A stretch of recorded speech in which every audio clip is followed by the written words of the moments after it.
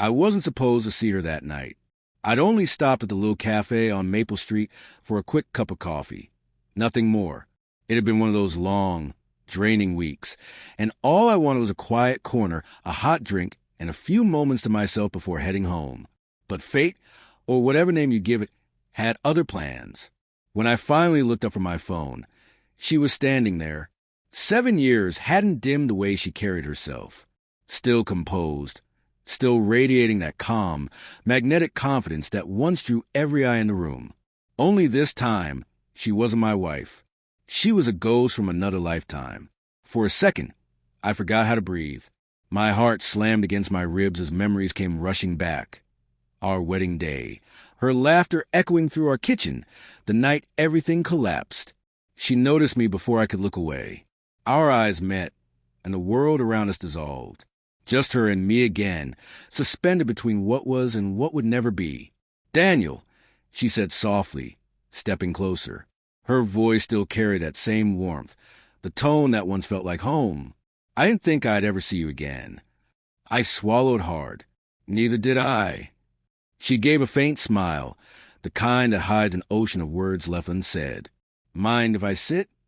Every instinct told me to say no, to protect whatever fragile piece I'd built since. But the word never came. I just nodded. She sat down across from me. For a while, neither of us spoke. The cafe noise faded into nothing. All I could hear was my heartbeat and the echo of her voice inside my head. It had been 7 years since the divorce. 7 years since I walked into our apartment one evening and found my world quietly falling apart. No shouting, no chaos, no tears. Just a single truth that broke everything I thought I knew about love. Her phone had buzzed on the kitchen counter while she was in the shower. A name I didn't recognize. A few messages. A picture that shattered me. They weren't just texts. They were evidence of a secret life unfolding right beside me. A man from her office. Late meetings. Weekend trips. Moments, she said, were spent visiting her sister. I remembered staring at that screen, numb, unable to process what I was reading. The woman I'd trusted with every part of me had been living a lie. She came out of the shower, humming softly, wrapped in a towel like nothing was wrong. I couldn't even raise my voice. I just asked how long. Her smile faded. She froze, eyes flickering with something between guilt and fear. Then she whispered, "Dan, please." That was all it took. I packed a bag and walked out without another word. And now, here she was again, sipping her coffee like time hadn't passed. "You look good," she said, almost shyly. "Thanks." I muttered, "Guess time fixes a few things." "Not everything," she murmured, staring down at her hands. The silence between us was thick. I couldn't tell what she wanted, closure, forgiveness, maybe just curiosity. But some part of me needed to hear her out. Maybe I needed to finally understand.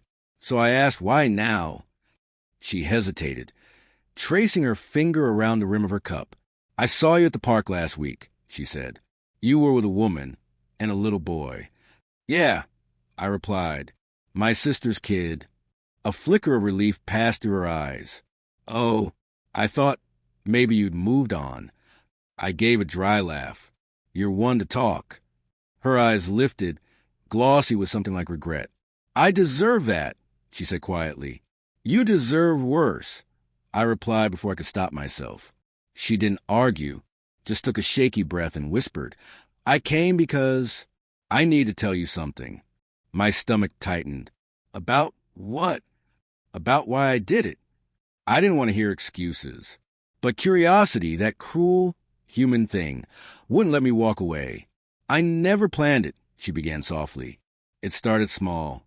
Someone who listened. Someone who noticed when you were too busy. That hit like a blade. So it was my fault?" I asked bitterly. She shook her head quickly. "No, it wasn't about blame. It was weakness.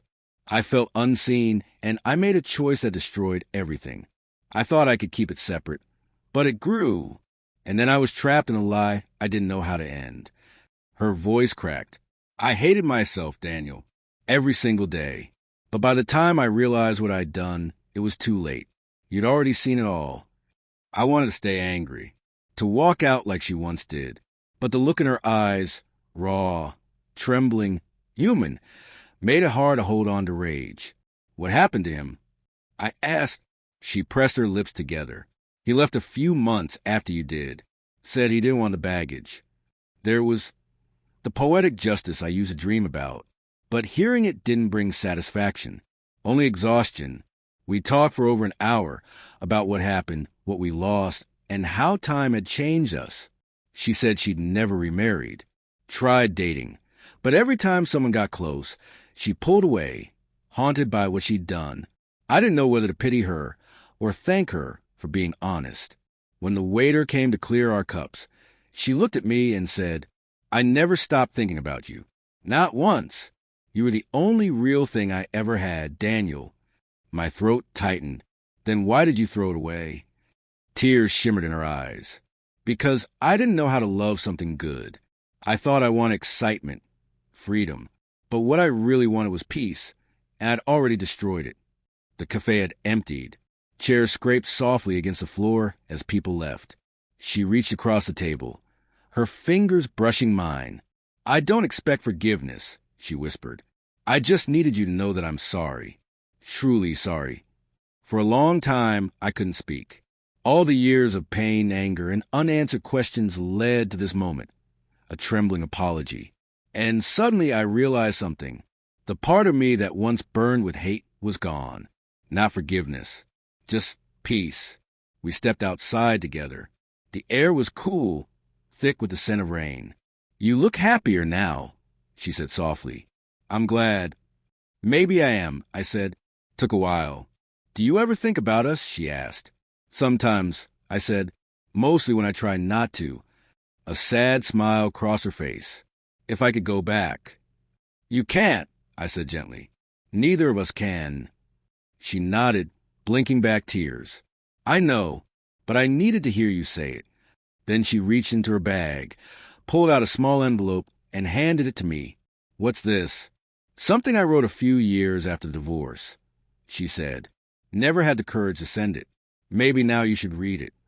Before I could reply, she stepped back, gave one last look, and walked away, fading into the rain-soaked night like a memory finally ready to leave. I stood there for a long while, the envelope trembling in my hand. When I got home, I opened it. Inside was a short letter, written in the same looping handwriting I once loved. It said, If you ever wonder whether I loved you, the answer is yes.